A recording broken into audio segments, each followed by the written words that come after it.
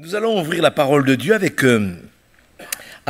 une introduction sur l'assurance, car je crois qu'ils sont heureux, les chrétiens qui sont sauvés. Bien sûr que la plus grande joie, c'est de savoir que notre nom est écrit dans le ciel, non? Franchement, réjouissez-vous de ce que vos noms sont inscrits dans le livre de vie. Je pense que même si on est malheureux, on peut se réjouir de ce que notre nom est inscrit dans le livre de vie. Après, il y a la paix. Quand un chrétien est dans la paix, franchement, un chrétien qui est dans la paix, qui procure la paix, je pense que c'est vraiment la grâce de Dieu, puisque Jésus a dit « Heureux ceux qui procurent la paix, car ils seront appelés fils de Dieu ». Un vrai chrétien, il doit, quel que soit ce qu'il traverse, s'appliquer à procurer la paix. Alors je voudrais vous parler ce soir à l'introduction de l'assurance. Alors dans le Proverbe 1er, je voudrais quelques versets qui nous montrent que Dieu veut qu'en plus de cette grâce d'être sauvé, d'avoir la paix, ce qui est déjà le summum. Déjà, moi si quelqu'un me dit je suis sauvé, je vis dans la paix, j'ai presque envie de dire vous n'avez pas besoin de moi. Mais il y a quand même en plus cette grâce d'avoir de l'assurance. Proverbe chapitre 1er, verset 33. Celui qui m'écoute reposera avec assurance. Il vivra tranquille et sans craindre aucun mal. C'est une grâce, ça. Celui qui m'écoute reposera avec assurance. Vous savez qu'un de mes sujets favoris, préférés vraiment, parce que je crois que ça vient de Dieu aussi, c'est le repos. Mais il y a quand même, une fois de plus, une assurance qui est liée à des hommes et des femmes qui apprennent à écouter. Celui qui m'écoute reposera avec assurance, il vivra tranquille et sans craindre aucun mal. Il y a plein de textes sur l'assurance. Un des plus, peut-être des plus forts, c'est dans 1 Jean, au chapitre 5, un verset qui nous encourage à comprendre le thème de ce soir, à savoir l'obéissance de cœur. Regardez bien ce texte. Nous l'avons tous lu. Il nous a certainement tous touchés. Et il nous permet justement d'aller plus loin avec Dieu, de nous poser des questions, de bonnes questions. Qu'est-ce qu'il faut que je fasse pour en arriver là? Merci pour le salut. Merci pour la paix. Cette assurance, elle est réelle. Dans des temps difficiles, c'est chouette quand même d'avoir de l'assurance. 1 Jean chapitre 5, versets 14 et 15. Nous avons auprès de lui cette assurance que si nous demandons quelque chose selon sa volonté, il nous écoute.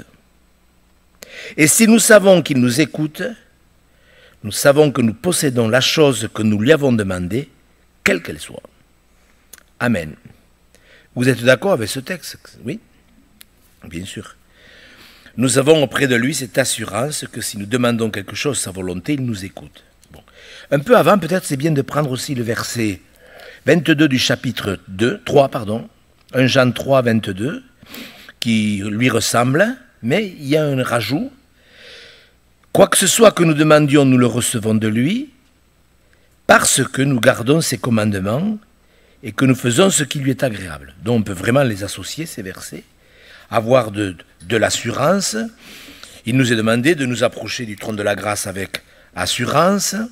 Paul, quand il parle de ses épreuves, il dit, mais moi j'ai l'assurance que ni la mort, ni la vie, ni les choses présentes, vous connaissez ce texte, rien ne me séparera de l'amour de Jésus-Christ. Il est arrivé à un stade qu'on appelle de non-retour, il est déterminé, il restera fidèle jusqu'à la fin. Quoi que ce soit qui arrive, il a cette assurance, il a grandi avec Dieu, il a fait d'énormes progrès quand on pense qu'il nous est décrit au départ comme quelqu'un qui respirait le meurtre. Hein? Vous vous rappelez, le meurtre et la menace. Et là, nous le voyons comme un homme qui a tellement appris de Dieu qu'il est plein d'assurance. D'ailleurs, on pourrait prendre aussi une expérience qu'il a faite, c'est dans 1 Thessaloniciens. Oui, c'est dans 1 Thessaloniciens au chapitre chapitre 2. Regardez ce témoignage. Nous aimons rendre témoignage parce que ça nous permet de faire de nouvelles expériences avec Dieu. Un témoignage 2, 1 Thessaloniciens 2, regardez ce qu'il dit par rapport à l'assurance. 1 Thessaloniciens chapitre 2, verset 1er. Vous savez vous-même, frères, que notre arrivée chez vous n'a pas été sans résultat. Après avoir souffert et reçu des outrages à Philippe, vous connaissez cette fameuse histoire, ils se sont retrouvés en prison où Dieu a ébranlé les portes pour qu'ils fassent une expérience formidable. Après avoir souffert et reçu des outrages à Philippe, comme vous le savez, regardez, nous avons pris de l'assurance à notre Dieu pour vous annoncer de l'évangile de Dieu au milieu de bien des combats. Donc, ils ont fait une expérience terrible parce qu'on les avait tapés, ils étaient blessés, on les avait jetés en prison, attachés, etc. Enfin, vous connaissez. Et eux, qu'est-ce qu'ils font dans la prison? Ils connaissent le Seigneur. Ils souffrent, donc ils prient. Ils sont heureux, donc ils chantent. Quelqu'un est-il dans la souffrance? Qu'il prie. Quelqu'un est-il dans la joie? Qu'il chante des cantiques. Ils faisaient les deux. Ils chantaient et ils priaient. Pourquoi? Parce qu'ils étaient à la fois dans la souffrance et à la fois dans la joie, parce qu'ils savaient qu'ils obéissaient à Dieu. Et nous allons arriver à notre sujet, parce que cette assurance, elle n'est pas le fruit du hasard. Pourquoi des chrétiens sont remplis d'assurance? Ça n'enlève rien au fait qu'il y a des combats, des moments difficiles, mais on voit bien quand même que l'on peut en arriver à ce stade où nous avons auprès de lui cette assurance. Alors moi, en vérité, le premier verset qui m'a travaillé quand j'ai préparé cette réunion, car c'était dimanche soir et hier soir, je priais pour savoir quel était le sujet qu'il fallait que je partage avec vous. Et le premier verset qui est venu, c'est pas ce qu'on vient de lire, c'est dans Romains, on va le lire, c'est dans Romains au chapitre 6, où Paul dit quelque chose de ces chrétiens. Et c'est quelque chose qui m'a vraiment interpellé. Parce qu'on ne peut pas arriver à cette assurance profonde, parce que quand même, le peu qu'on a lu ne peut que nous encourager à dire, tiens, mais épreuve ou pas, il y a des choses qui doivent m'amener plus loin, et je suis convaincu qu'on peut le comprendre avec ce témoignage dans Romains 6 au verset 17. Mais grâce soit rendue à Dieu, de ceux que, après avoir été esclaves du péché, vous avez obéi de cœur à la règle de doctrine dans laquelle vous avez été instruits. Et c'est ce texte qui s'est imposé à mon cœur hier soir et ce dimanche. Vous avez obéi de cœur. Vraiment, mes frères et sœurs, je me pose la question, beaucoup de chrétiens vont à l'église. Beaucoup de chrétiens lisent la Bible, etc. Vous connaissez tous ces textes, la parabole du pharisien et du publicain, vous savez, il va à l'église, il va au temple, il prie, il donne sa dîme, il jeûne, et il loue, etc. Mais Dieu le lui reproche, qu'il ne le fait pas comme on devrait le faire. Mais là, Paul s'adresse aux chrétiens de Rome et il leur dit, vous avez obéi de cœur. Et c'est là que je voudrais vous amener. Nous sommes là ce soir, vous êtes sur le Zoom, vous participez à cette réunion, vous l'écouterez plus tard, vous êtes amenés à méditer des textes, quand il est dit que Jésus revient pour ceux qui l'attendent. Il est Hébreux 5, 9, vous pouvez le mettre, je ne sais pas si je l'ai mis sur le texte. Il est devenu pour tous ceux qui lui obéissent l'auteur d'un salut éternel. Il est devenu pour tous ceux qui lui obéissent. Et c'est vrai que c'est un sujet vraiment moi, qui me fait réfléchir. Et si vous saviez, moi, tout ce que j'entends tous les jours, ça m'interpelle. Et encore ce matin, je priais, je pensais à ce texte quand Saül, vous savez, et pourtant, On va quand même le lire. C'est 1 Samuel chapitre 15, vous connaissez, c'est un des textes les plus connus de ce livre. Il est convaincu qu'il a obéi.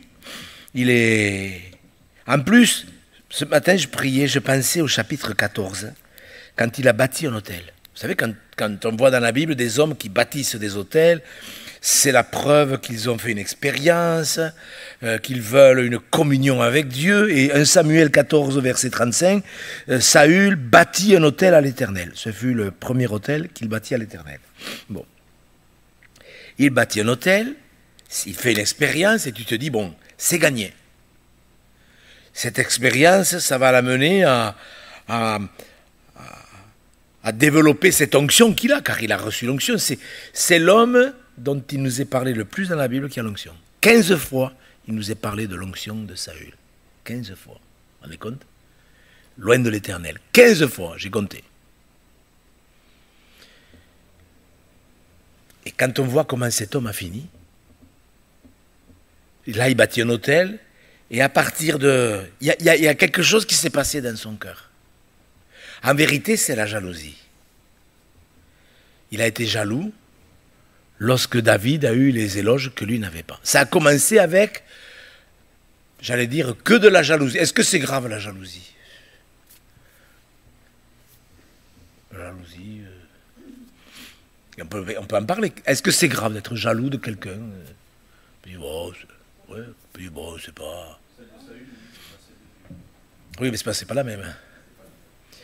Mais quand on voit certains hommes, vous voyez, qui bâtissent un hôtel, vous voyez, parce qu'on connaît tellement les histoires, on sait comment ça se termine.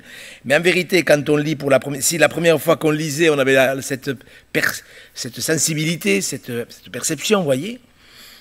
Et cet homme, il va devenir jaloux. Et si on avait dit à Saül, quand il a fait ces choses, quand il a bâti un autel, quand il a été un homme de Dieu, loin de l'Éternel, si on avait dit, un jour tu massacreras 85 sacrificateurs avec leurs femmes, leurs enfants et le village.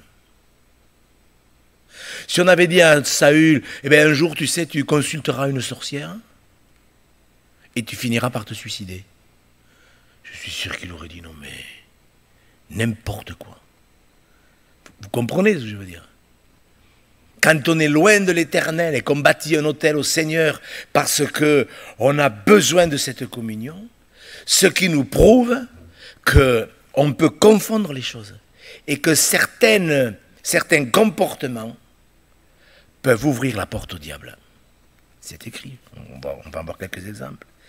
À tel point que Dieu devra lui dire au travers du prophète Samuel, vous l'avez certainement sous les yeux, Samuel 15, verset 22, vous voyez comme quoi on peut faire des choses, mais ne pas obéir. On peut offrir des sacrifices, des holocaustes. 1 Samuel chapitre 15, verset 22, l'Éternel trouve-t-il du plaisir dans les holocaustes et les sacrifices? Virgule. Bon, on pourrait séparer le verset. Alors on pourrait dire, mais est-ce que Dieu trouvait du plaisir dans Ben oui. Ben oui, puisque c'est Dieu qui a institué les sacrifices. Est-ce que c'était lui, les sacrifices agréables à l'Éternel en plus? Oui. Et pourtant, il est obligé d'ajouter, comme dans l'obéissance à la voix de l'Éternel. Car l'obéissance vaut mieux que les sacrifices, et l'observation de sa parole vaut mieux que la graisse des béliers. Tout ça, c'était des sacrifices agréables au Seigneur. Et on peut attendre le Seigneur sans être prêt. On peut offrir des sacrifices sans obéir. Et c'est pour cela que moi, ce que je crois, c'est que Dieu veut qu'on en arrive à ce stade, où si en plus du salut et de la paix, bon, enfin, c'est déjà, moi je vous dis, je répète, mais je le pense, si un chrétien est sauvé, s'il peut se réjouir que son nom est écrit dans le ciel, et s'il a la paix, pour moi, c'est merveilleux. Vraiment, c'est merveilleux. Mais, si nous pouvons faire des progrès, et en arriver à ce stade où nous accepterons les situations que Dieu nous permet de rencontrer, ou dans des échecs, parce que bon, est-ce que Saül aurait pu bien réagir là, devant Samuel? Ben oui. Il aurait pu réagir et dire oui, je me suis loupé, pardon. Il aurait pu se repentir, mais il ne s'est pas repenti. Il a fait semblant de se repentir. Et ce que je voudrais, mes frères et sœurs, c'est que nous qui sommes ici ce soir, dans la maison de Dieu, qui voyons que les choses s'aggravent et qui vont s'aggraver de plus en plus, nous devons développer une véritable piété pour qu'au travers de tout ce que nous vivons, nous ne nous enfoncions pas dans des illusions, mais que nous puissions dire non, moi je veux prendre de l'assurance.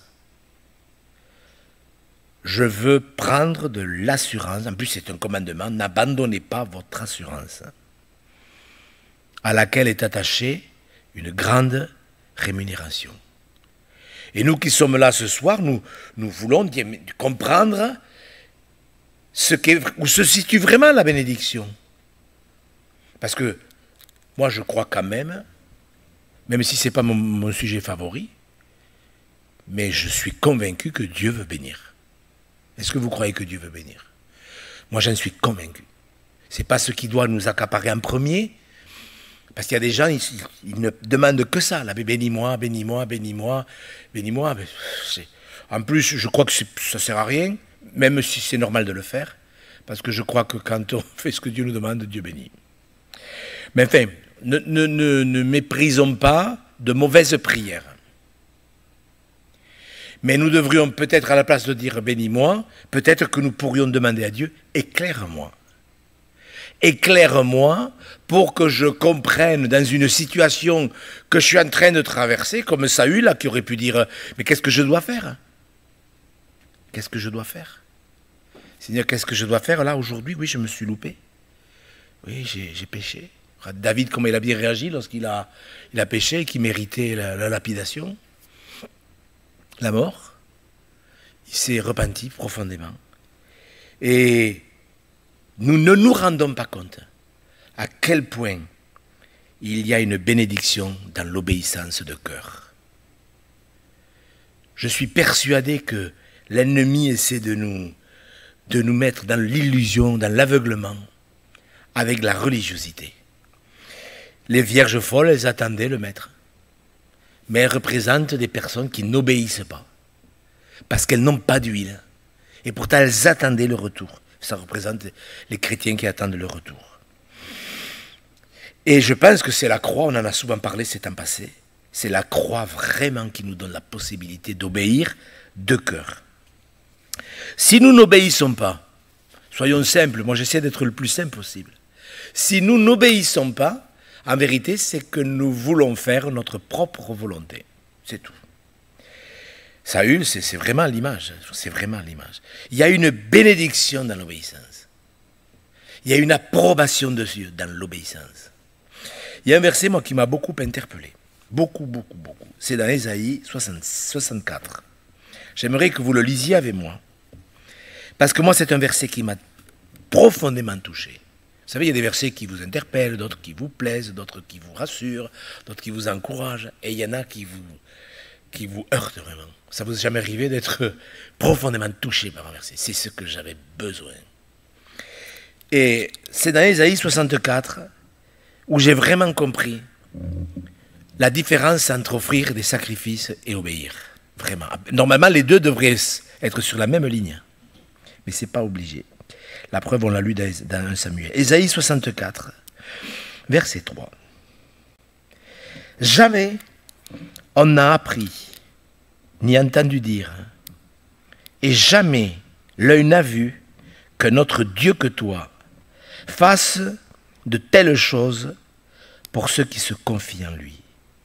Tu vas, regardez bien ce verset, tu vas au devant de celui qui pratique avec joie la justice, de ceux qui marchent dans tes voies et se souviennent de toi. Amen. Je ne sais pas si vous réalisez la beauté de ce texte. Dieu qui va au devant de celui qui pratique avec joie la justice. Pratiquer avec joie la justice, c'est cette obéissance de cœur bien entendu. Nous le savons que nous pouvons souffrir certaines choses. Celui qui n'aime pas son frère, il est dans les ténèbres. C'est écrit ou c'est pas écrit? Bon.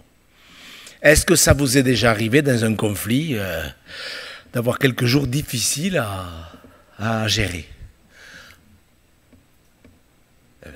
On le sait.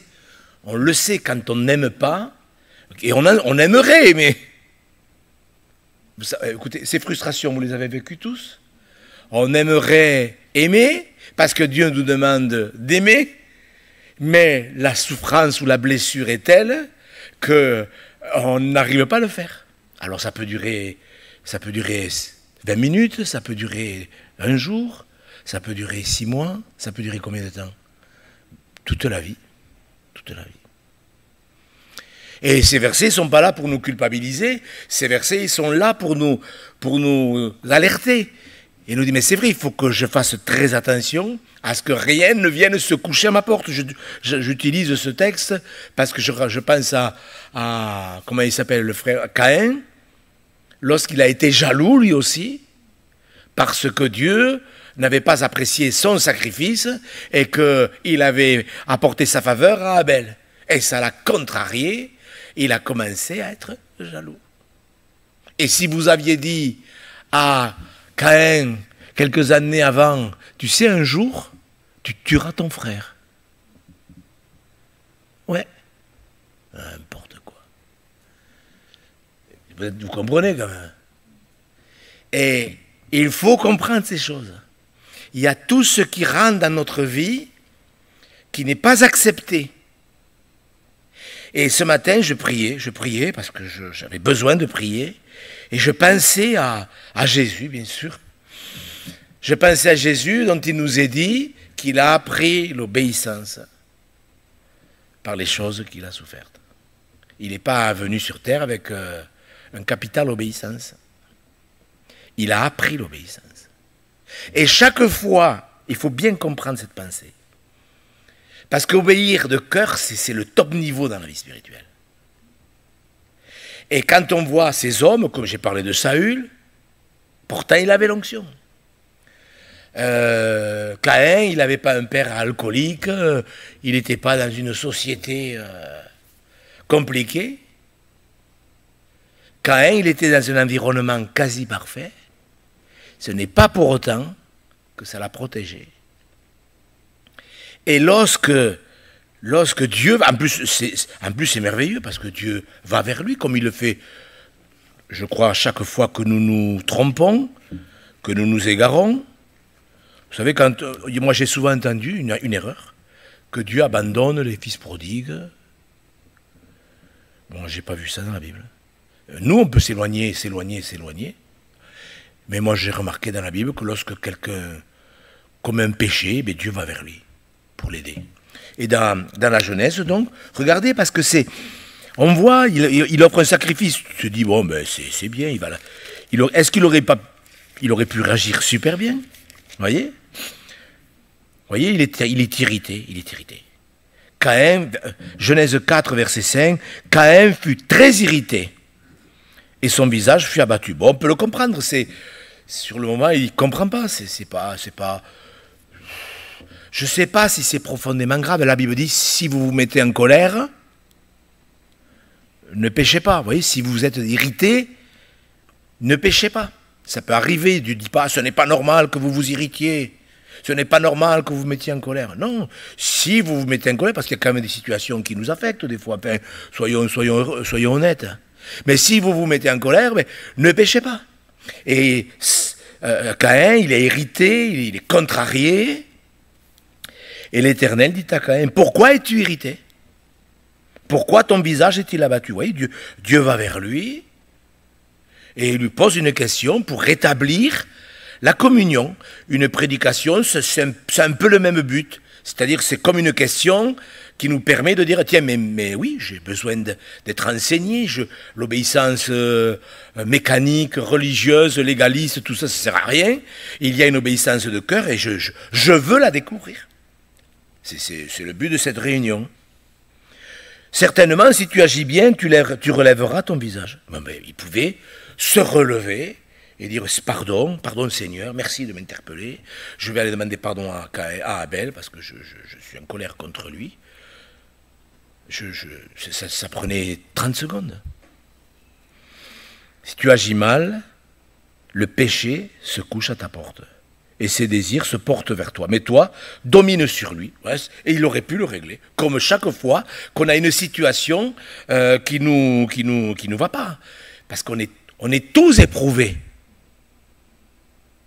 On est tous éprouvés. Je dis au Zoom, il y avait une dame qui me disait qu'elle parlait des attaques du diable.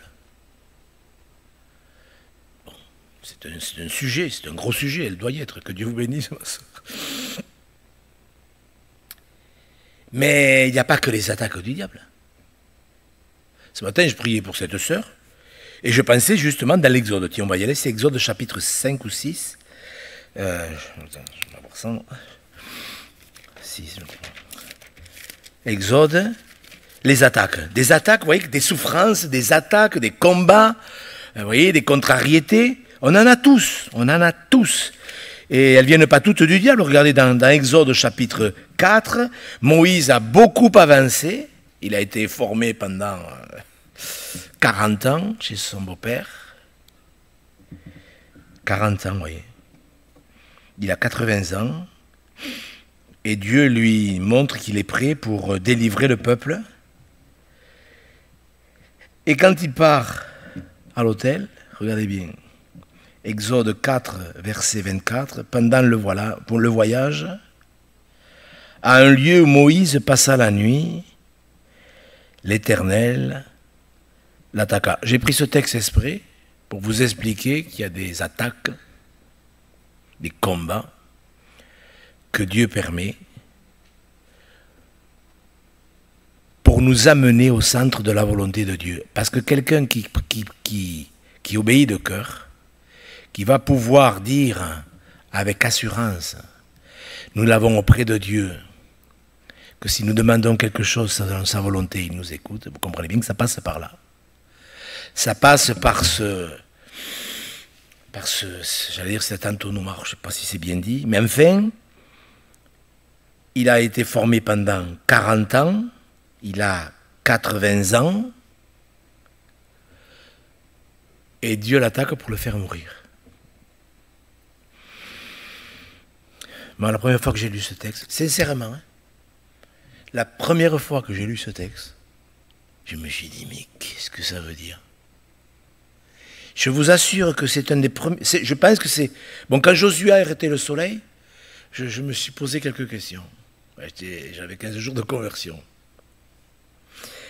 Mais bon, je me suis dit, ça doit tenir debout quand même. Je n'étais pas comme je suis aujourd'hui. Mais quand j'ai lu ça, l'Éternel voulut faire mourir Moïse, j'ai dit, non mais il y a un truc qui ne va pas. Vous êtes d'accord avec moi? Non mais soyons honnêtes, humains. Je comprends pourquoi il y a des gens, si vous n'êtes pas nés de nouveau, moi j'ai lu des âneries là-dessus, il faut voir des trucs bien. Mais une chose est sûre, quand Dieu vous amène à une obéissance de cœur, qui est, je le répète, le top niveau dans la marche avec Dieu. Une obéissance de cœur, c'est-à-dire que vous comprenez que tout ce que Dieu fait, ça a un sens.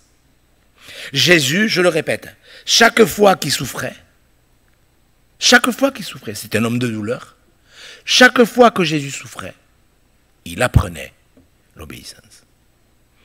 Et il a tellement appris l'obéissance qu'il a appris l'obéissance jusqu'à la mort même de la croix.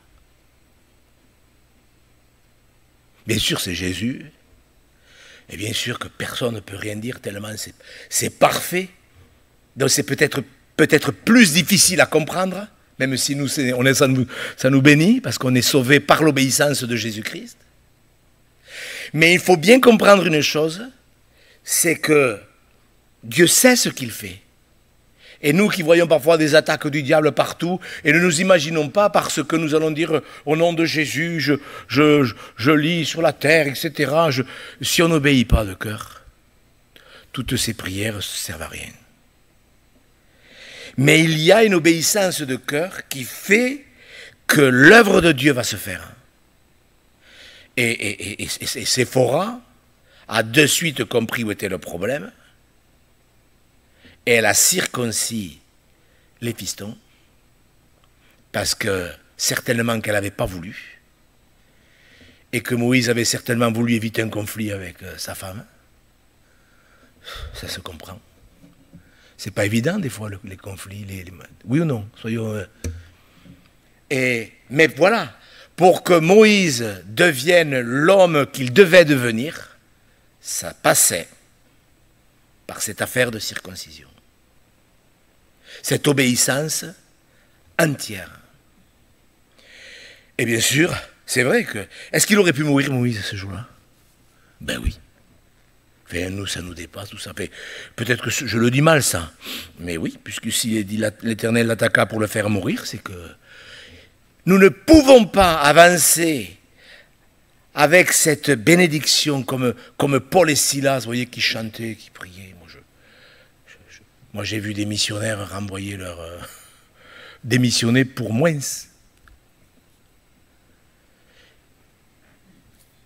Apprendre l'obéissance de cœur. Paul et Silas, dans la prison, ils ont appris l'obéissance de cœur. Nous apprendrons cette obéissance de cœur en acceptant toutes les épreuves. Toutes. Comment avez-vous réagi à la dernière épreuve que vous avez rencontrée, que vous avez traversée? Elle remonte à quand la dernière épreuve? Elle remonte il y a 8 jours, il y a ce matin. Vous en avez vu des épreuves il n'y a pas longtemps? Non? Vous n'en avez pas? C'est que vous êtes vraiment dans l'épreuve là, je vous le dis. Non mais, est-ce que vous comprenez? Comment j'ai réagi à la dernière épreuve? Est-ce que j'ai réagi? C'est comme ça qu'on apprend à obéir de cœur. Comment j'ai réagi dans la dernière épreuve? Est-ce que j'ai commencé à murmurer? J'ai commencé à me plaindre, à m'apitoyer, ou est-ce que ça génère de l'obéissance? C'est ça l'obéissance de cœur. Tiens, oui, ça m'a contrarié, ça. Mais enfin, c'est une chose d'être contrarié 5 minutes, d'avoir un fardeau, comme on l'a chanté, de le déposer, c'est pas grave, ça c'est comme quand il dit ne vous inquiétez pas, c'est exactement la même chose que si vous vous irritez, ne vous irritez pas. Jésus n'a pas dit ce n'est pas normal que vous vous inquiétez. Il a dit ne vous inquiétez pas. C'est pas la même chose. Et nous devons dire bon, la dernière épreuve, oui, j'ai murmuré. L'autre jour, j'entendais quelqu'un, je vous dis ça parce que vous savez, ça va avec. Ça semble ne pas aller avec, mais ça va avec. Quelqu'un me disait, mais Donald Trump, c'est un chrétien. Alors, j'ai dit, écoutez, Donald Trump, c'est pas un chrétien. C'est un rebelle. Rien que la façon dont il parle du président des États-Unis me prouve que c'est un rebelle, mais vraiment un rebelle. Et Dieu résiste aux rebelles. Et je ne sais pas combien de millions de croyants aux États-Unis pensent que Donald Trump est un vrai chrétien. C'est un rebelle. Alors Dieu peut l'utiliser. Est-ce que Dieu a utilisé Hérode et Ponce Pilate pour accomplir la crucifixion de Jésus-Christ? Oui. Mais l'obéissance, ça passe par là. Je ne sors pas de mon sujet. L'obéissance, il faut qu'elle soit joyeuse et totale. J'aurai une épreuve. J'en aurai une peut-être demain. Peut-être ce soir. Dans quel domaine sera-t-elle? Je n'en sais rien. Mais je dois apprendre l'obéissance. Caïn est passé à côté de la bénédiction.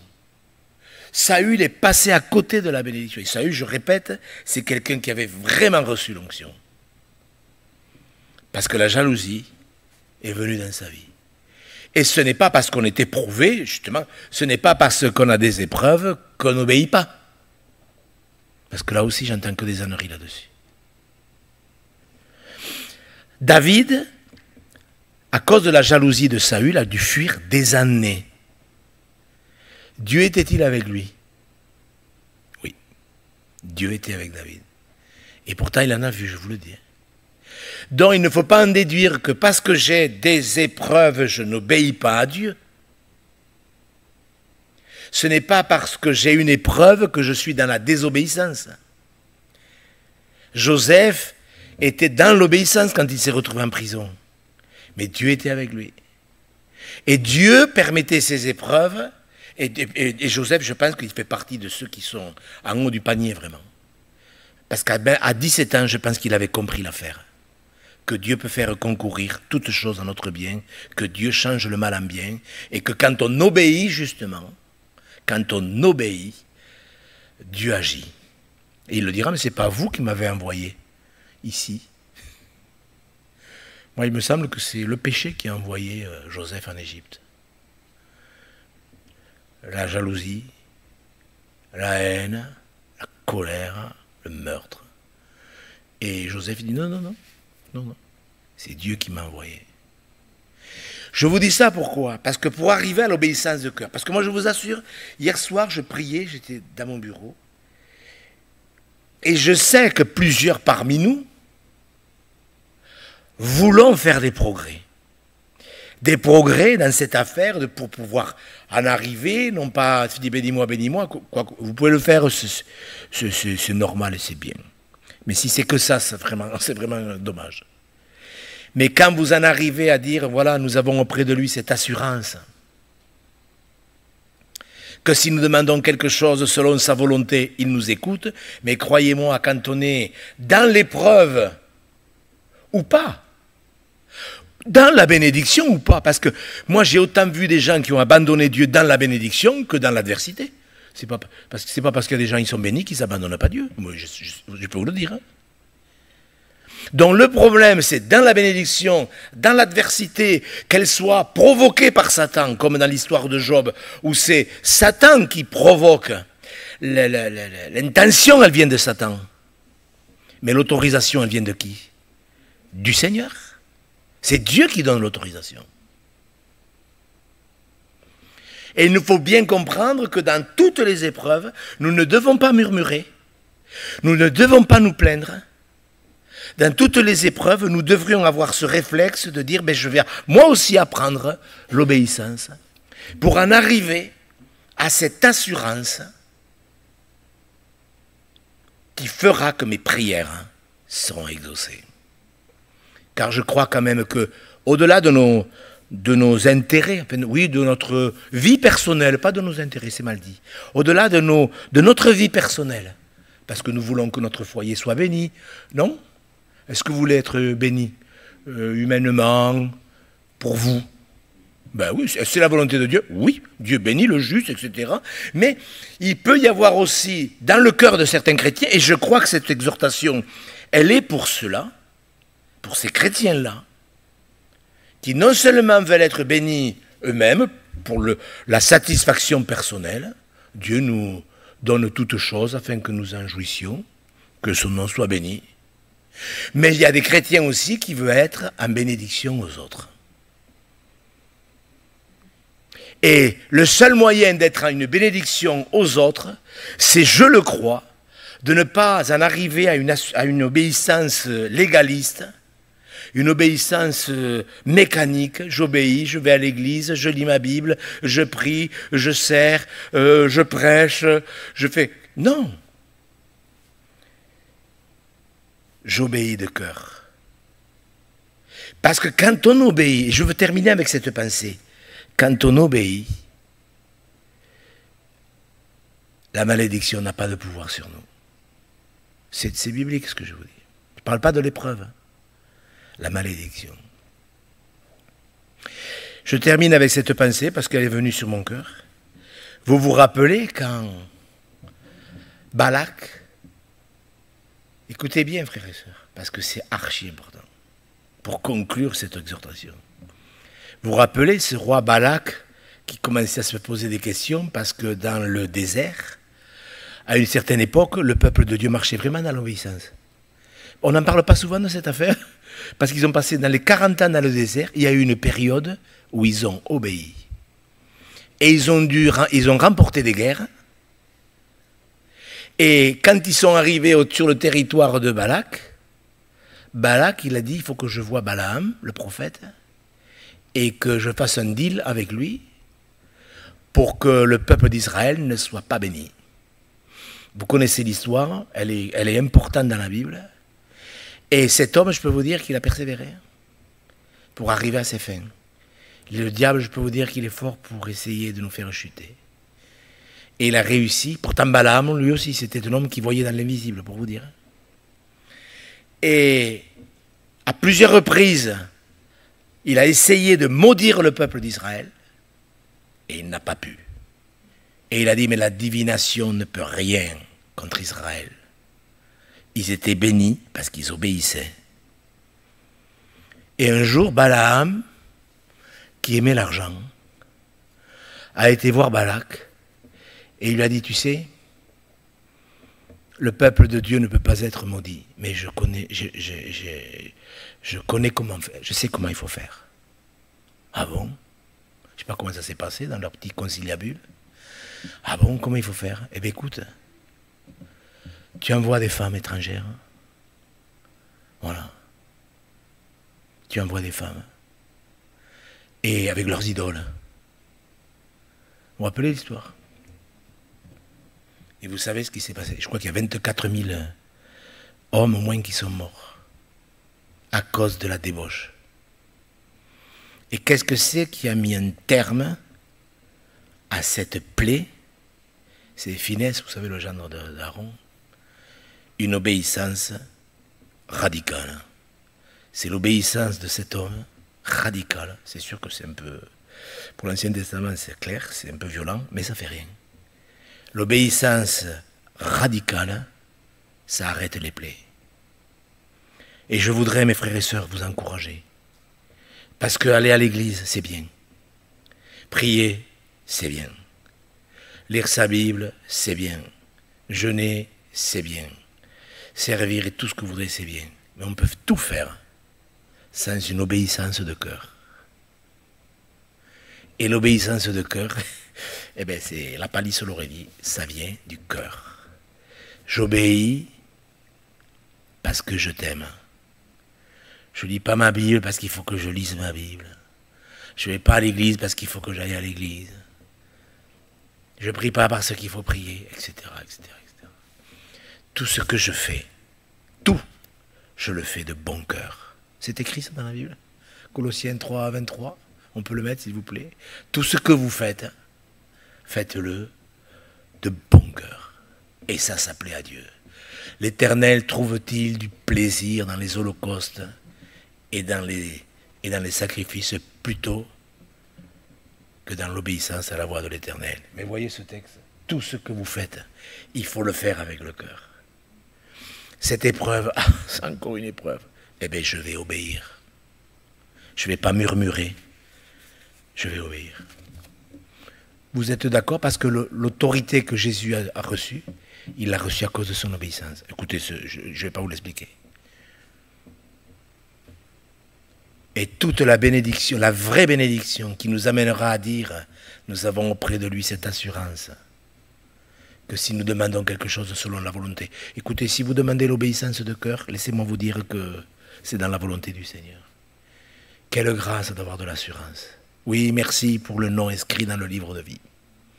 C'est clair que c'est la plus grande chose. Merci Seigneur pour la paix que tu me donnes, le temps qui me reste à vivre ici-bas. C'est clair que franchement, là, il n'y a pas photo. C'est vraiment le top niveau, la paix. Mais si en plus, je peux en arriver à cette affaire, je crois que ça vaut la peine de dire, dans tout ce que je traverse, épreuve et bénédiction, moi aussi je veux apprendre l'obéissance. Mais l'obéissance de cœur. Vous êtes d'accord? On lui demande sa grâce.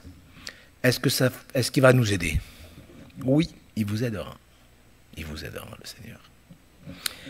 Seigneur Jésus, tu as appris l'obéissance.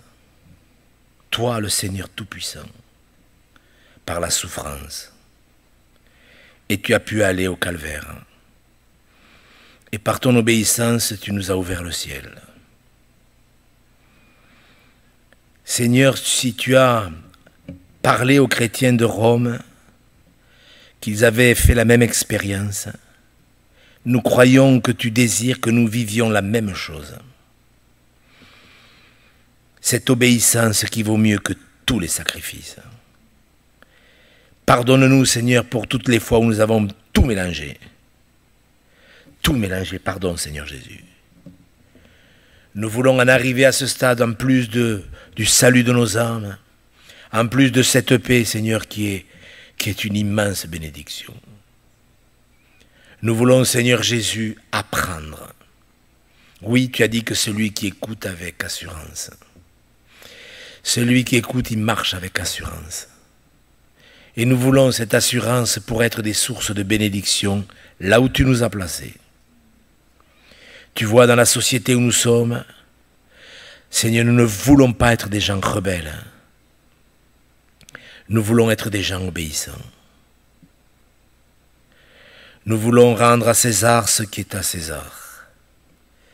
Nous voulons obéir dans tous les domaines, Seigneur Jésus-Christ. Nous voulons faire ce que tu nous demandes de bon cœur. Merci pour cette grâce que tu nous as accordée de pouvoir nous retrouver dans ta maison. Merci pour la chaîne YouTube. Tu bénis cette chaîne afin qu'elle soit un instrument de bénédiction pour tous ceux qui écouteront ta parole. Tu bénis mes frères et sœurs qui sur le Zoom sont chez eux en train d'écouter ta parole. Fais d'eux des sources de bénédiction également. Oui, nous croyons que tu es au milieu de nous pour nous bénir. Vraiment, Seigneur Jésus, nous te rendons grâce pour ta parole. Que ton nom soit béni, Seigneur Jésus. Amen.